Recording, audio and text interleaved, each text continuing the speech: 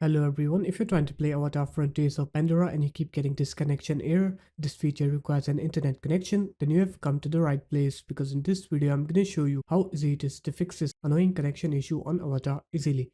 So first of all, what you're going to do is you're going to open up the start menu, you're going to write here allow an app through Windows Firewall, you're going to open it up, you're going to go into change settings, click allow another app, and then click browse. Now go to your avatar's directory. So I don't know where your avatar is located at, but you're going to go to your avatar's directory. I'm going to use another game as an example. And then you're just going to click on the Avatar Frontiers of Pandora's exe file and then click open on it. After that, click add and then scroll down in this list and find Avatar Frontiers of Pandora, and then just make sure both of these checkboxes are ticked on Avatar.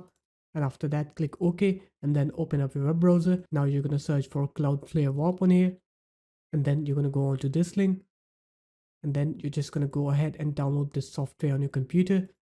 And once it's done downloading, you're going to open it up, and once it's opened, now you're going to come here, you're going to click onto Cloudflare Warp, click on this settings icon then, and then just click onto 1.1.1.1 with warp, and then connect it, wait for it to connect.